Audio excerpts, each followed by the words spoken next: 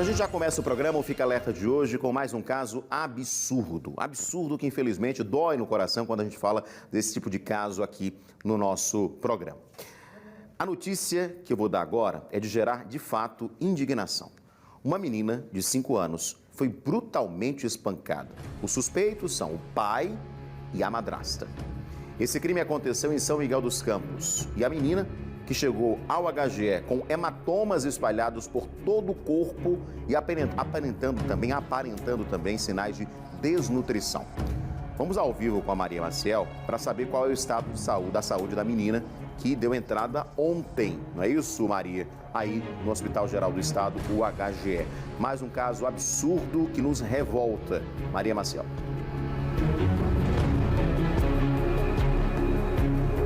Isso mesmo, Edson, é motivo de muita indignação mesmo e a gente fica sem entender como essas coisas ainda acontecem, como um pai e uma madrasta teriam capacidade de comer tamanha atrocidade.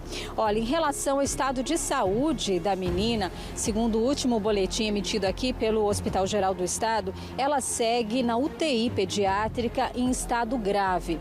Ela chegou aqui ao hospital na madrugada por volta das 3 horas da manhã deste domingo, após ser encaminhada da unidade de pronto atendimento de São Miguel dos Campos, apresentando essas lesões de agressão corporal.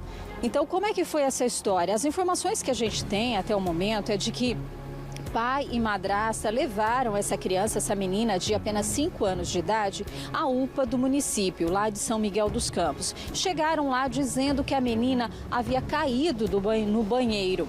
Só que a equipe médica desconfiou, primeiro por conta dos hematomas que ela tinha vários hematomas, marcas roxas por todo o corpo e também pai e madrasta entraram em contradição em algumas informações. Esse casal foi detido. A criança precisou ser entubada e foi trazida em estado grave aqui para o HGE. As informações que a gente apurou, segundo o delegado, é que a prisão em flagrante foi convertida em prisão preventiva. Então, pai e madrasta estão presos preventivamente até no decorrer dessas investigações. O delegado responsável pelo caso é o João Marcelo de Almeida. Ele informou ainda que nesta segunda-feira vai começar a ouvir as testemunhas, que são familiares mais próximos dessa família. E, é claro, outras pessoas também que possam ter informações de qual teria sido a motivação para essas agressões a essa criança. A gente acredita que não exista motivo, mas é preciso sim a investigação para saber o que acontecia dentro de casa, se pai e madrasta participavam dessas agressões, de que forma isso acontecia, se esse espancamento ocorreu somente no sábado ou se essa criança já vinha sofrendo aí essas agressões por parte deste casal.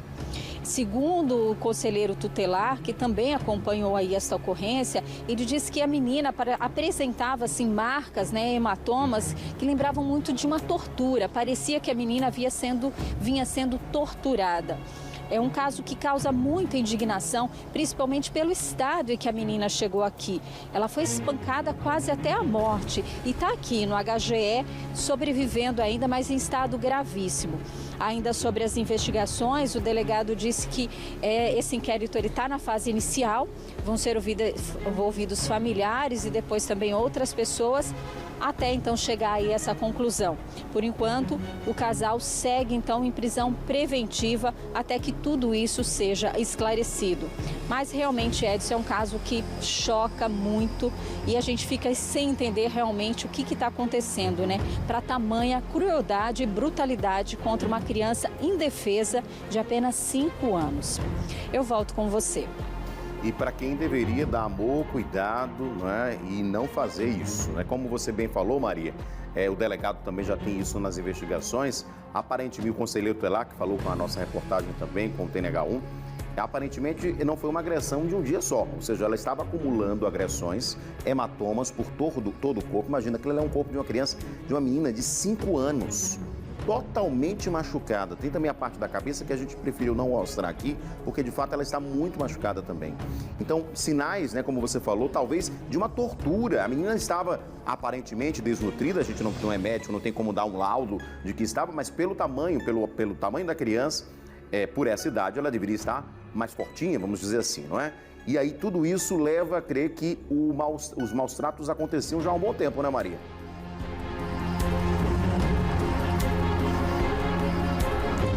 Isso, Edson, é exatamente essas questões que a investigação ela vai tentar desvendar, né? O que acontecia ali dentro de casa?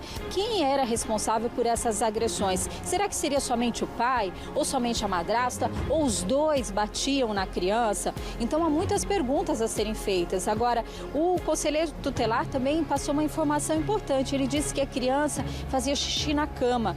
Será que por conta disso a criança apanhava? Teria outros motivos, né? Outras motivações para essas agressões? Enfim, tudo isso vai ser questionado, vai ser investigado agora. Esses familiares, as pessoas mais próximas à família, é que vão poder também dar ao delegado informações que vão subsidiar esse inquérito, até para saber se outras pessoas visitavam a casa, né? O que eles viam naquela casa, se a criança já vinha sofrendo há algum tempo, né? Chegaram até a dizer o conselho tutelar que a criança precisava de um psicólogo. Então, tudo isso agora vai fazer parte dessa investigação. E é claro que essas pessoas mais próximas e até mesmo vizinhos da residência vão poder dar informações importantes para o delegado, então, chegar até uma conclusão.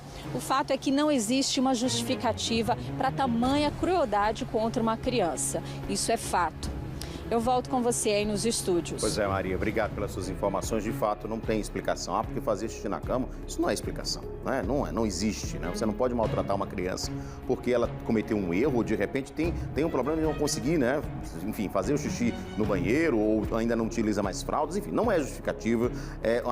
A questão é que é uma agressão séria. Você está vendo as imagens, inclusive, aqui, de uma criança que foi muito machucada, muito agredida por quem deveria cuidar. Exatamente, o pai e a madrasta. As investigações vão dizer qual dos dois participavam dessas agressões, se os dois participavam, quem escondia também isso, enfim, como eles estão presos, inclusive a prisão foi decretada a preventiva já, ou seja, foram presos em flagrante. Depois convertida em prisão preventiva, continuam presos, estão separados e vão ser ouvidos. Em algum momento, no próprio depoimento no hospital ainda, eles já entraram em contradição, né? Então, através desses depoimentos, a polícia vai ter a certeza do que acontecia contra essa criança de apenas 5 anos. Mais um fato lamentável e que, repito, chegou a esse ponto porque alguém foi conivente ou outra coisa. Algum vizinho, alguém que ouvia algo estranho naquela casa não denunciou. É importante isso, gente. Se está acontecendo algo do meu lado, eu sou vizinho, não vou me meter porque não é na minha casa. Não! É uma criança, uma vida de uma criança estava em jogo. A gente está ao vivo, isso com o Jean Carlos, conselheiro tutelar de São Miguel dos Campos. Ele está com a gente via internet para falar um pouco mais sobre esse caso. Jean, tudo bem? Bom dia. É um caso realmente que chama muita atenção, que revolta todos nós. Como é que o conselho tutelar aí de São Miguel foi acionado para esse caso? Bom dia. Bom dia, Edson. Bom dia a todos os ouvintes. No último sábado, por volta das 10 da noite, fomos acionados pela unidade de pronto atendimento aqui no município, informando que tinha uma criança que chegou acompanhada do pai e da madrasta com alguns sinais de agressões. E assim que chegamos na UPA, a Polícia Militar também já se encontrava no local, onde foram feitos procedimentos cabíveis. A gente teve a oportunidade de ver a criança estava interna na ala vermelha, precisou ser entubada e transferida para o Hospital Geral do Estado, para o HGE, porque ela já chegou na UPA com estado bem crítico e a criança está na UTI pediátrica lá do HGE. Assim, um caso muito grave e a população miguelense está estarrecida com a situação, porque a criança tem apenas 5 anos. Jean, quando você chegou lá e foi chamado, inclusive isso é uma obrigação de quem faz esse primeiro atendimento, né? Qualquer sinal de agressão, de violência, porque veja, a explicação do pai da madrasta para levar a criança para atendimento foi que ela tinha caído no banheiro. Mas aí, claro, os profissionais da saúde conseguem identificar que aquilo ali não foi uma simples queda, não é? E aí eles são obrigados, na verdade, a comunicar a vocês e a polícia, não é? Em casos de suspeita de agressão, não é? Isso. No caso, o Conselho Tutelar é o órgão que, de acordo com o Estatuto da Criança e Adolescente, que faz toda a rede de proteção, que assina toda a rede. E a UPA, imediatamente, quando percebeu os profissionais de saúde perceberam que não se tratava apenas de uma simples queda, devido ao corpo da criança estar com algumas marcas legíveis, entrar em contato imediatamente com o Conselho Tutelar e a Polícia Militar. O Conselho Tutelar vai para fazer que a criança esteja, que a garantia do direito da criança e adolescente seja cumprida, e a Polícia Militar foi também para fazer todos os procedimentos cabíveis com o pai e a madrasta, tendo em vista que a criança estava com algumas marcas legíveis e as únicas pessoas que tiveram contato com a criança durante aquele dia foi o pai e a madrasta. E aí foi encaminhado para a CGDRP aqui do município, onde estava o plantão de Antônio Vilela, onde foi feito todo o procedimento, e o pai e a madrasta continuam presos e já teve até a audiência de custódia. Jean, em relação à situação da criança, quando você chegou lá, e claro, a situação era tão grave que ela precisou ser entubada, né, trazida para o HGE para ser entubada, ela esboçava ainda alguma reação? Naquele primeiro momento que você chegou lá no atendimento, ela estava muito realmente agredida? Qual foi a situação que você encontrou? Na verdade, o que acontece? Apenas a marca que estava legível na cabeça, estava já uma parte roxa na cabeça da criança, e por todo o corpo tinha algumas marcas legíveis. A gente não pode atestar porque o médico legista do estado, do IML, vai fazer todo esse acompanhamento, mas a gente assim, percebeu, já é perceptível algumas marcas de agressões e muitas marcas durante o corpo.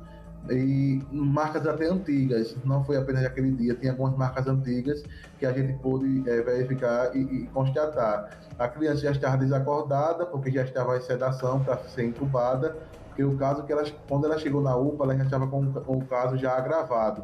E aí, imediatamente, por volta de 2h30 da manhã, ela foi encaminhada através de uma UTI móvel para o HGE e está interna na unidade de tratamento intensivo, e com o estado, de acordo com o último boletim médico que saiu dela, com um estado gravíssimo. Estado gravíssimo, tomara que ela consiga sair dessa situação. Agora, Jean, só para a gente reforçar, vocês já tinham recebido algum tipo de denúncia desses pais, né? Tinham recebido algum tipo de denúncia dessa criança específica? Qual é a realidade dessa criança? Ela mora dentro da cidade, uma área mais afastada? Olha, essa criança ela mora próxima à UPA, ela mora ali na parte do Jatobá 3, e a gente nunca teve nenhuma informação, nenhuma denúncia sobre esse caso específico. A primeira situação foi realmente a de sábado à noite, que a UPA entrou em contato. Nunca tínhamos recebido nenhuma denúncia, nenhuma ligação sobre essa situação, mas é muito importante frisar para a população, não apenas a população miguelense, mas para toda a população que está ouvindo a TV Pajuçara nesse momento, que é responsabilidade de todos, né, a proteção da criança e do adolescente. Então, assim, o Conselho Tutelar ele não tem como saber de tudo o que acontece no município, então ele precisa ser provocado. E nesse caso a UPA entrou em contato com o Conselho Tutelar e com a Polícia Militar, mas em outros casos que o vizinho, alguém suspeito que está tendo agressão física, alguma situação, entrar em contato imediatamente com a Polícia Civil, com o Conselho Tutelar, a Polícia Militar, para que a gente possa fortalecer essa rede de proteção. O caso dessa criança de 5 anos, eu creio que está chamando a atenção, repercutindo a nível estadual, e é muito importante que todos entendam a responsabilidade de juntos fortalecermos essa rede de proteção para criança e adolescente no nosso município aqui em São Miguel dos Campos e em todo o estado de Alagoas. E é sempre bom lembrar que cada conselho tutelar, né, dependendo do tamanho da cidade, tem mais de um conselheiros tutelares, mas assim, é importante que cada um tenha o seu número, mas tem um número que é o Disque 100, que é nacional, né, para denúncias, e o próprio 181, que é o Disque Denúncia, não é? Que você pode também denunciar sem precisar se identificar, não é? Isso, a gente tem alguns meios de comunicação. Aqui em São Miguel tem um telefone móvel que fica com todos os conselheiros tutelares, a gente não tem folga. De domingo a domingo, 24 horas por dia, o Conselho Tutelar está à disposição, o colegiado está preparado para atender a criança e adolescente. E a nível nacional tem o Disque 100, porque você pode fazer sua denúncia, vai chegar até o Ministério da Cidadania, e de lá eles mandam para o Conselho Tutelar local, Polícia Militar, Polícia Civil. Então, assim, vocês precisam fazer a parte, cada um precisa fazer a sua parte, para que a gente possa fortalecer essa rede.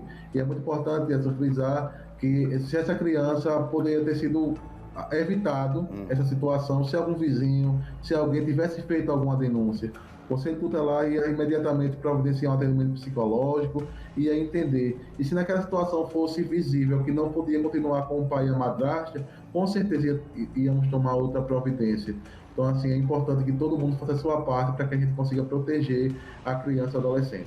Exatamente, todos nós somos responsáveis, né? Porque não é na minha casa que eu devo me omitir, pelo contrário, aí é que eu devo realmente fazer a denúncia. Você falou que tem um telefone móvel em São Miguel dos Campos. Como a gente está falando de São Miguel, se você quiser passar o telefone também do Conselho Tutelar de São Miguel, fica à vontade.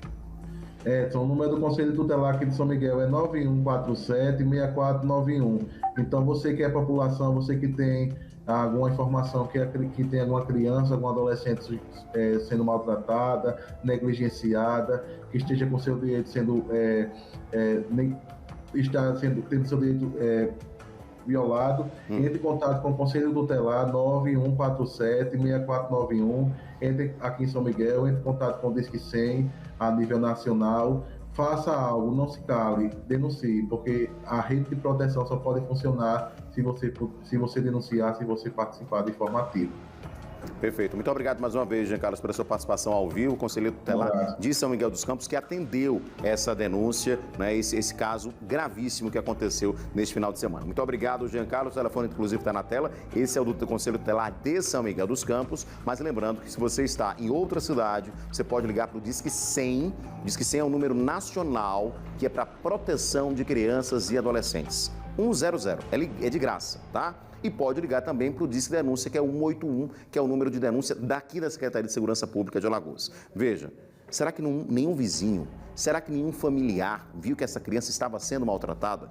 Gente, é um caso sério. Ou seja, essa situação poderia não chegar a esse ponto se alguém tivesse denunciado. Então é muito importante não se calar, não se omitir. E a gente continua falando desses casos porque esse é mais um caso absurdo que entra para as estatísticas de crimes contra crianças e adolescentes. Segundo dados do Anuário Brasileiro de Segurança Pública e do relatório dos casos de maus tratos contra crianças e adolescentes, esse número de casos aumentou 21% no Brasil em 2021.